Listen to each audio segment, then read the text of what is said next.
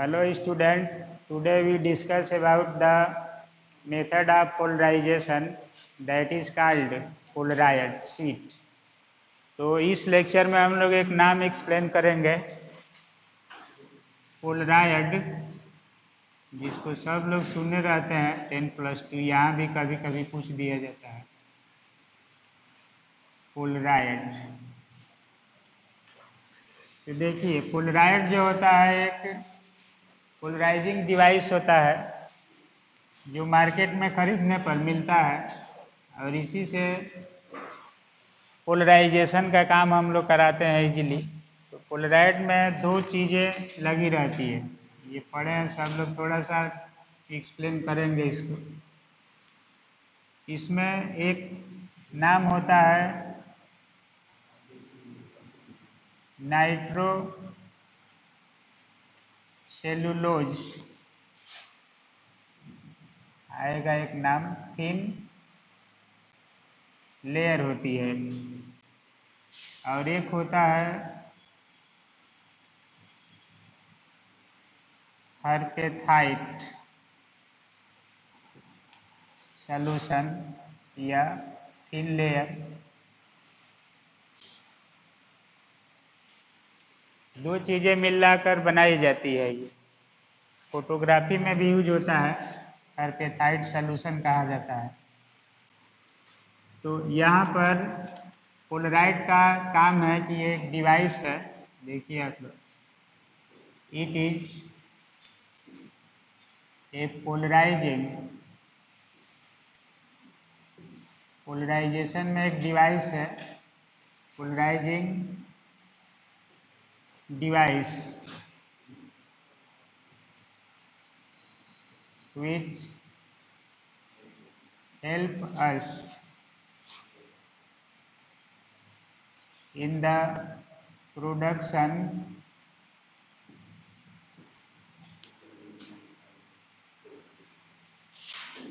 and detection of plane polarized light.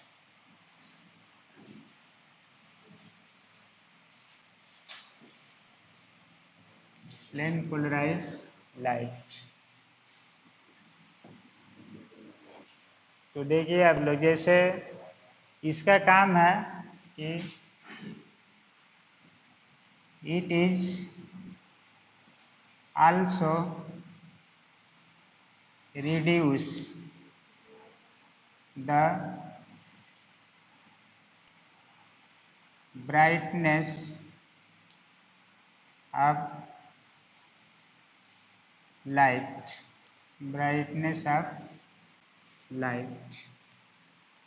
देखिए इसमें ये जो होता है प्लेन पोलराइज लाइट को प्रोड्यूस करता है और डिटेक्ट करता है। और इसमें है कि जैसे आप एक चश्मा पहन लेते हैं, धूप चश्मा, वो पोलराइड शीट होता है, ऐसे दोनों आँख के सामने लगा लेते हैं और किसी भी ब्राइटेड लाइट को देखते हैं, अगर जो हाईली इंटेंस लाइट होती है तो ये शीट होता है, क्रिस्टल होती है जो चश्मा की, ये आपको छाया जैसे दिखाती है उस लाइट को, तो कहते हैं कि धूप चश्मा है ये। सन को भी उसे देखेंगे तो कोई आँख पर इफेक्ट नहीं पड़ता है, वो भी दिखाई देते हैं एक धब्बे की तरह से। तो पोलराइड शीट होती है, कंपनी में बनता है, प्लास्टिक या ग्लास से बनाया जाता है। तो इसमें भी पोलराइड लगा रहता है। अब इस पोलराइड से आप देखते हैं तो लाइट का जो चकाचौंध है, ब्राइटनेस है, वो बहुत कम हो जाता है और इजीली आँख किसी चीज़ को आसानी से ऑब्जर्व कर लेती है कि वहाँ पर ये चीज़ है। इसी तरह से बताया गया था कि वेल्डिंग करने वाला है, वेल्डर है कोई, वेल्डिंग कर रहा है तो अपने आँख के सामने जब स्पार्किंग होती है इलेक्ट्रिसिटी की, तो उस पर देखने के लिए आँख के सामने क्या लगा लेता है, शीट लगा लेता है, वो भी पोलराइड शीट होती है। ड्राइवर के आगे जो गाड़ियों में शीशा लगे रहते हैं उसमें भी पोलराइड का यूज़ किया जाता है। पोलराइड से चकाचौंध दूर होता है, दुर्घटना से कोई बच जाता है। एरोप्लेन जब उड़ती है, जैसे ठंडी के सीजन में कोहरा बहुत रहता है, उस समय भी पोलराइड का यूज किया जाता है। 3 डायमेंशनल पिक्चर लेने के लिए भी पोलराइड का यूज किया जाता है। तो बहुत सारा इसका फंक्शन है। इसके निर्माण में 2 चीज़ें भाग लेती है। नाइट्रोसेलुलोज की थिन लेयर को हर्पेथाइट नामक साइंटिस्ट ने एक सॉल्यूशन के साथ चिपका करके और लाइट को पोलराइज कराया था, तो उन्हीं के नाम पर कहा जाता है हर्पेथाइट थिन लेयर, और ये नाइट्रोसेलुलोज की बनती है। तो इसके लिए हम लोग यही पढ़ेंगे, जैसे निकोल प्रिज्म था, उसका भी यही काम था, प्लेन पोलराइज लाइट को प्रोड्यूस करना और डिटेक्ट करना। ये भी वही काम करती है, produce and detect the plane polarize light. इसका एक फंक्शन यह है कि ये ब्राइटनेस को भी कम कर देती है, और इसका यूज आप लोग करते हैं गर्मी में धूप चश्मा पहन करके मॉडलिंग करते हैं, उसमें भी इसका रोल रहता है। वो पोलराइड शीट ही होती है, चश्मा की ग्लास वेल्डिंग करने वाला, या सूर्य ग्रहण चंद्र ग्रहण को देखते हैं तो उस समय भी आंख से डायरेक्ट देखना नहीं होता है, तो आप शीट का यूज करके देखते हैं। टेलीस्कोप में सेट कर दिया जाता है पोलराइड शीट। तो सूर्य को धाबा की तरह से देखेंगे, और चंदा मामा होंगे तो वो एकदम दिखाई देंगे स्पष्ट, एक स्पॉट के रूप में। अब देखिए इसका तो ये फंक्शन हो गया, क्या करेगी ये जो होती है, देखिए आप लोग, इसका काम है अगेन पोलराइड, यहाँ पर ये छूट गया है, पोलराइड इज ए ट्रेडिशनल व्यापारिक ट्रेडिशनल डिवाइस ऑफ पोलराइजेशन। व्यापारिक डिवाइस है जो क्रय विक्रय करते हैं, इस तरह से भी इसको हम लोग लेते हैं। अब यहाँ पर है, देखिए, it is made up by 2 materials. ये 2 मटेरियल से बनती है, जिसमें से एक नाइट्रोसेलुलोज है और दूसरा है हर्पेथाइट thin layer.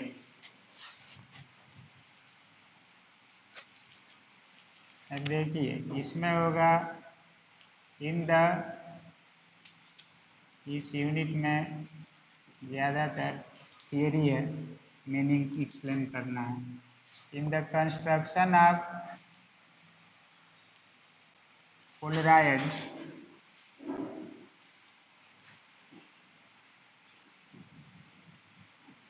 Nitrocellulose and हर्पेथाइट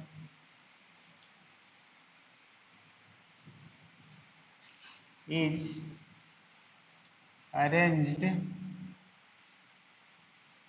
as crust, that is both layers are perpendicular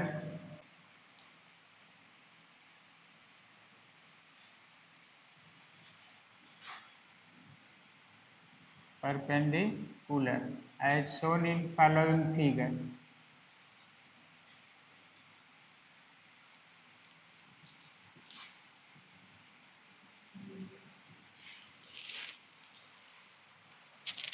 तो इस फिगर से हम लोग देखिए, जैसे मान लीजिए कि एक प्लेट लिया जाता है, इस तरह से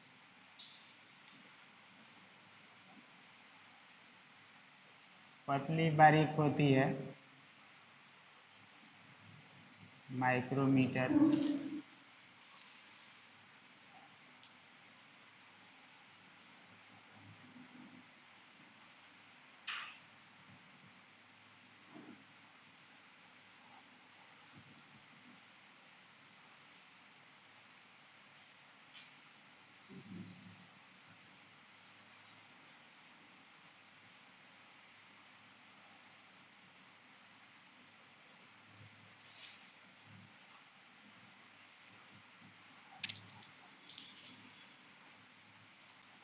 अब देखिए इसमें एक का अगर प्लेन ऑफ वाइब्रेशन इस तरह से है, हॉरिजॉन्टल है,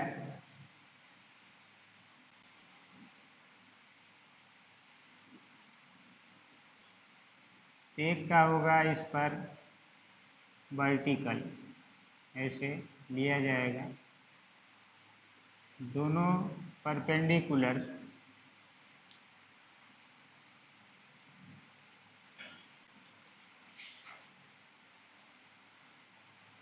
ऐसे।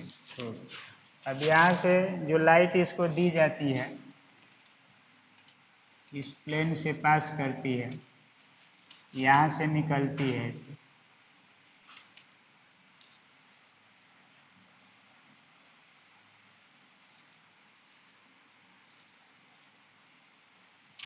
तो यहाँ पर अनपोलराइज लाइट होगी जो सभी दिशाओं में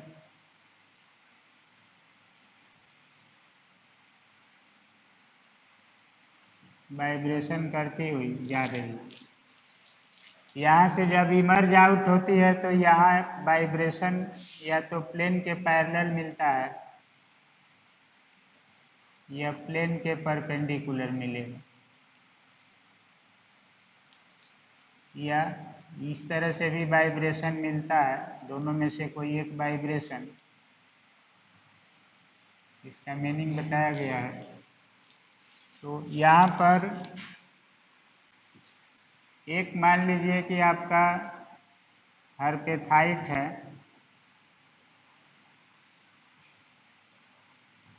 हर्पेथाइट थिन लेयर, तो एक जो होगा नाइट्रो सेलुलोज थिन लेयर होगा। अब ये दोनों मिलकर के पोलराइजेशन का काम करती है। अगर ये एक वाइब्रेशन को पास कर देती है, डबली रिफ्रैक्टिंग क्रिस्टल है, तो ओ रे और ई रे अगर पास करता है तो ये ले जाकर एक रे को रोक देगा, एक ही को पास कराएगा, या तो ये प्लेन के पैरेलल वाइब्रेशन पास करेगा या परपेंडिकुलर वाइब्रेशन पास करेगा, दोनों में से एक ही पास करेगा। तो ये आउटपुट में जो लाइट निकलेगी वो प्लेन पोलराइज होगी और इनपुट में जो लाइट होगी अनपोलराइज होगी। तो यहाँ से जो इनपुट दिया जाएगा इसको, ये अनपोलराइज लाइट होगी और ये पोलराइड शीट कहा जाता है, पोलराइड शीट है संयुक्त रूप से। और ये जो आउटपुट में लाइट निकलेगी इसका नेचर होगा प्लेन पोलराइज, आइदर प्लेन के पैरेलल और परपेंडिकुलर वाइब्रेशन करती हुई निकलेगी।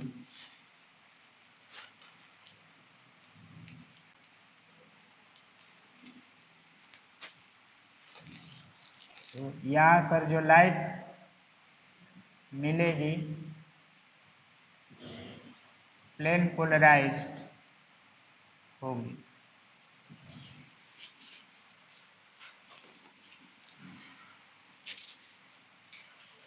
अब देखिए जो लाइट यहाँ से निकलती है पोलराइड से, इस लाइट की इंटेंसिटी बदल जाती है, क्योंकि यहाँ पर हाई ब्राइटेड होगी, इंटेंस होगी, यहाँ आकर के उसकी इंटेंसिटी चेंज हो जाएगी, क्योंकि ये ब्राइट को क्या करता है, रिड्यूस करेगा, reduce the brightness of light. को कम करता है। तो यहाँ पर जो इंटेंसिटी होती है वेरी करती है और वह वेरिएशन फाइंड किया जाता है मैलस लॉ से। इंटेंसिटी कैसे चेंज होगी इसको ड्रा कर लीजिए।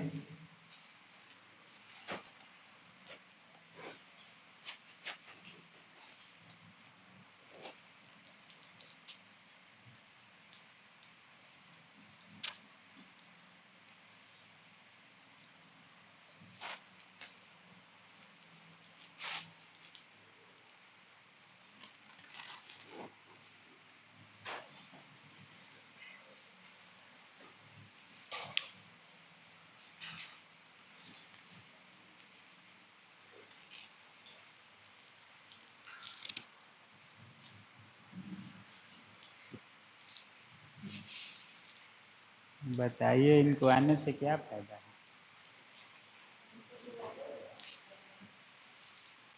ये नवरात्र की तीसरी दुर्गा जी हैं ये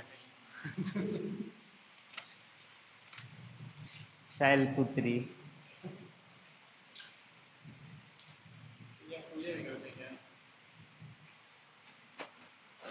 क्या कह रहे थे? पूजा तो आप लोगों को पढ़ा रहे हैं वही पूजा है। इस तरह भगवान तो सब जगह हैं, पूजा करना ही चाहिए।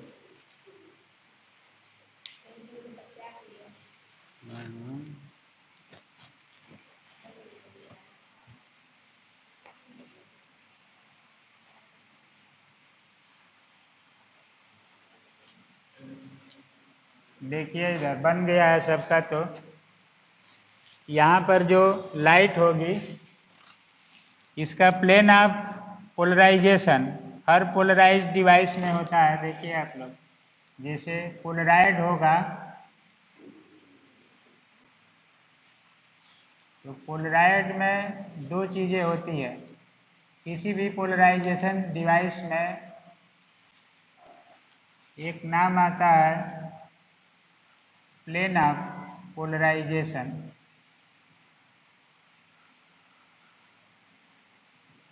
और एक आता है plane of vibration. Plane of vibration दोनों के बीच में एक मिलता है इंक्लिनेशन, झुकाव, इंक्लिनेशन। और इस इंक्लिनेशन को हम लोग एंगल के रूप में मेजर करते हैं और उसको दिखाते हैं थीटा से। इसका मीनिंग है कि जैसे कोई प्लेन है तो इस पर लाइट प्लेन ऑफ पोलराइजेशन है ये, तो प्लेन ऑफ वाइब्रेशन थोड़ा सा इससे साइड में होगा क्योंकि लाइट डेविएट होती है। किसी भी डेंसर मीडियम में जाएगी तो थोड़ा बहुत डेविएट होगी। तो वाइब्रेशन है, अगर एक को हम लोग वाइब्रेशनल प्लेन मान लें ऐसे थोड़ा सा एंगल पर, किसी न किसी एंगल पर ये प्लेन है अगर सपोज कीजिए और ये दूसरा प्लेन है ऐसे, तो इन दोनों के बीच में एक एंगल होगा, इसी को कहा जाता है थीटा। एक होगा वाइब्रेशन प्लेन और एक होगा पोलराइजेशन प्लेन। जो पोलराइज कर रहा है तो इसको कहा जाता है थीटा। प्लेन आप मान लीजिए कि एक पोलराइजेशन है और एक वाइब्रेशन है, दोनों के बीच में थीटा। तो इंटेंसिटी का वेरिएशन निकालते हैं मैलस मैलस का नियम। तो मैलस का नियम क्या है देखिए,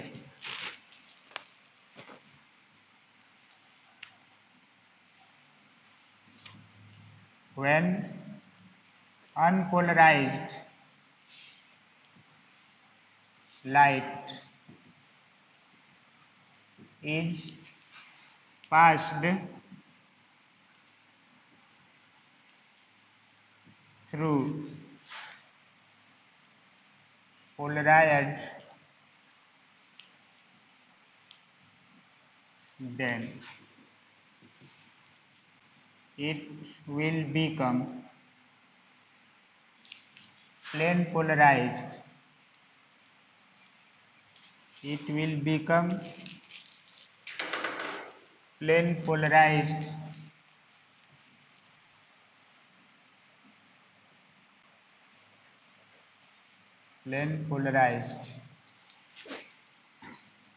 but its intensity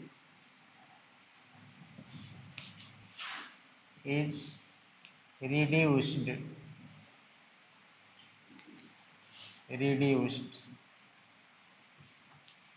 The variation of intensity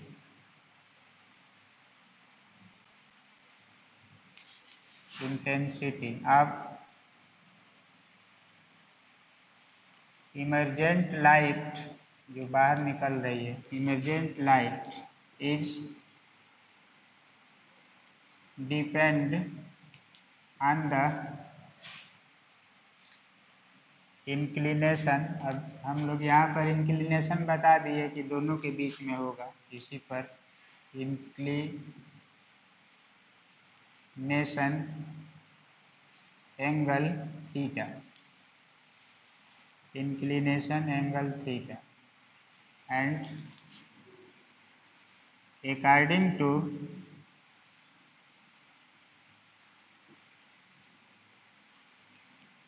law of Malus,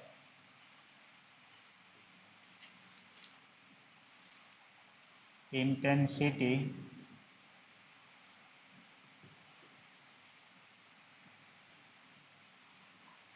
variation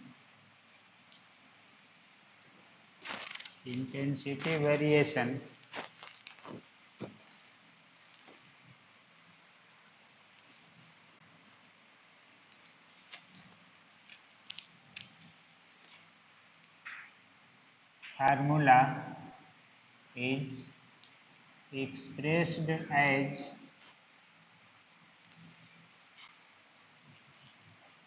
I equal to formula होता है I naught cos square theta. Theta यही है दोनों के बीच का इंक्लिनेशन एंगल, तो ये थीटा पर डिपेंड करेगा। अगर थीटा 0 है यानी दोनों प्लेन सेम आर्डर में है तो इंटेंसिटी मैक्सिमम होगी, मैक्सिमम वे पार करेगी, ये मिलेगी where I naught is intensity of incident wave, जो पोलराइड पर पड़ रही है उसकी इंटेंसिटी होगी, मैक्सिमम इंटेंसिटी होगी वेव यानी मैक्सिमम इंटेंसिटी होगी, और आई रिजल्टेंट होगी आउटपुट। आई का मतलब है आउटपुट इंटेंसिटी। पोलराइड का प्लेन ऑफ पोलराइजेशन और वाइब्रेशन को चेंज करके इंटेंसिटी को बदला जा सकता है। जैसे देखिए इफ थीटा इक्वल टू 0 तो आई इक्वल टू क्या हो जाएगा, आई 0 मैक्सिमम मिलेगा। दोनों पैरेलल रहे, प्लेन ऑफ पोलराइजेशन और प्लेन ऑफ वाइब्रेशन, तो मैक्सिमम होगा। इफ थीटा इक्वल टू 90, दोनों में 90 डिग्री का सेपरेशन हो जाए तो आई इक्वल टू 0, कोई लाइट पार नहीं करेगी। इसी तरह से इफ थीटा इक्वल टू 45 ले लेंगे तो आई इक्वल टू क्या मिलेगा, आई 0/2 मिल जाएगा, इतना लाइट मिलेगी एंड सो ऑन। तो लाइट को घटाने बढ़ाने के लिए शीट का पोलराइजिंग प्लेन और वाइब्रेटिंग प्लेन के बीच का एंगल सेटिंग करके कंपनी अलग अलग इंटेंसिटी को दिखा सकती है। कोई लाइट या कोई चश्मा है कि कम रिड्यूस करेगा, कोई अधिक कर देगा, तो इससे आप वैरी करा सकते हैं एंड सो ऑन। ये टर्म मिलेगा।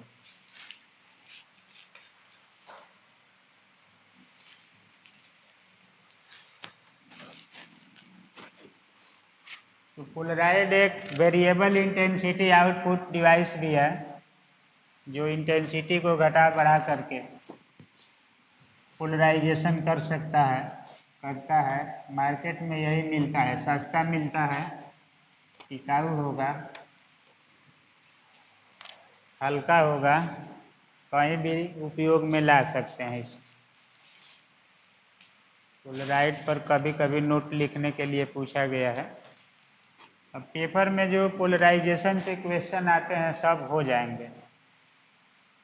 लॉरेंट हाफ सेट पोलराइमीटर पढ़े आप लोग, Fresnel theory, Nicol prism, production of linearly circularly polarise light, doubly refracting crystal, Huygens theory, ये सब पूछे जाते हैं। उसके बाद से देखिए एक है मैट्रिक्स रिप्रेजेंटेशन ऑफ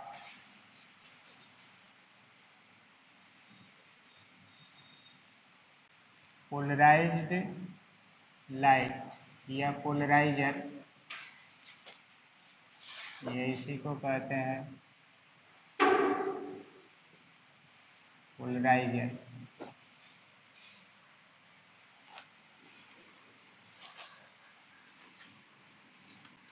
जून, एक साइंटिस्ट थे, जून्स मैट्रिसेज भी इसको कहा जाता है, जून्स मैट्रिसेज। अमेरिकन साइंटिस्ट थे जून, 1943 ईस्वी में, 1943 ईस्वी में सुभाष चंद्र बोस मर गए थे, उसी समय ये जून पोलराइजर का मैट्रिक्स फार्म सुभाष चंद्र बोस के जन्म के रूप में दे दिए। इसको समझना है पोलराइजर के लिए मैट्रिक्स। तो ये देखिए पूछा नहीं जाता है, कभी कभी एक बार आया है अब तक के सिलेबस में, मैट्रिक्स क्या होता है, जोन मैट्रिक्स को एक्सप्लेन कीजिए। तो पोलराइजिंग कंसेप्ट से इसको हम लोग सॉल्व करेंगे मैट्रिक्स। जैसे सर्कुलर पोलराइजेशन का मैट्रिक्स क्या होगा, लीनियर का क्या होगा, इलिप्टिकल का क्या होगा, ऑब्लिक इलिप्स है तो क्या है, हाफ वेव प्लेट का क्या होगा, फुल वेव या क्वार्टर वेव प्लेट का क्या होगा, ये सब। तो एक दो हम लोग हिंट्स करेंगे इसमें कि मैट्रिक्स का मीनिंग क्या है, वेव इक्वेशन से मैट्रिक्स। ये हेडिंग नोट कर लीजिए।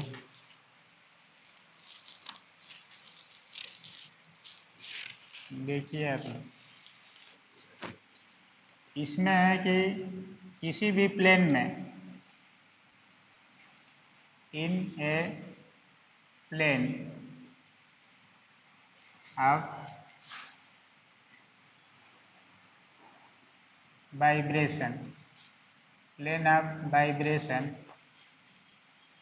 लाइट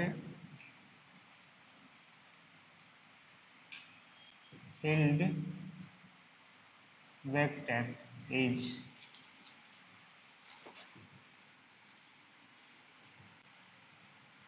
एक्सप्रेस्ड एज, देखिए अब जैसे कोई प्लेन ऑफ पोलराइजेशन है, मान लीजिए प्लेन है ऐसे, या प्लेन ऑफ वाइब्रेशन है, तो इसमें लाइट जा रही है कहीं, सपोज कीजिए इसी को हम लोग मान लें एक्स एक्सिस है और इसको कह दें वाई एक्सिस, तो इसमें कोई वेव जा रही है ऐसे, किसी एंगल पर मान लीजिए कि निकल रही है इस तरह से, इलेक्ट्रिक फील्ड वेक्टर E है, थीटा एंगल पर किसी एक्सिस से जा रहा है। इसके दो कंपोनेंट होंगे, एक एक्स एक्सिस पर होगा EX और एक वाई एक्सिस पर होगा EY। वेक्टर फॉर्म में ऐसे आप दिखा सकते हैं इसको।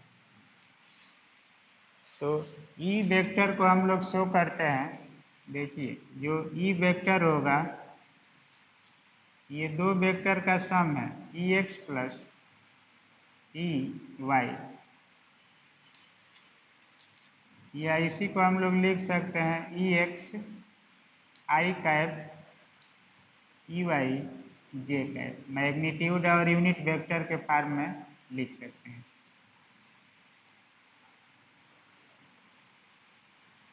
अब इसका वेव इक्वेशन से हम लोग मैट्रिक्स, तो मैट्रिक्स भी पढ़े हैं आप लोग, वेव इक्वेशन भी पढ़े हैं, सब पढ़ लिए हैं। कोरोना का कोई असर नहीं है, इसको नोट कर लीजिए इतना इसमें।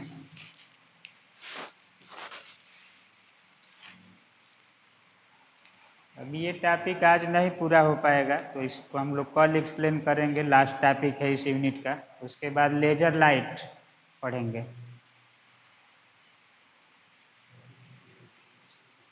लेजर लाइट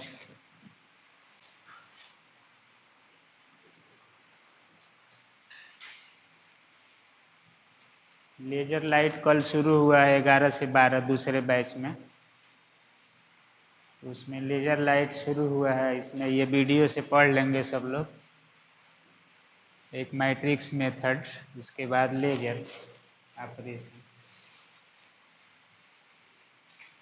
तो इतना इस लेक्चर में हम लोग रहने देंगे, कल इसको एक्सप्लेन करेंगे मैट्रिक्स फॉर्म में कि मैट्रिक्स का कंस्ट्रक्शन क्या होगा, कैसे होगा। तो इस लेक्चर में इतना ही, तब तक के लिए ओके, थैंक यू।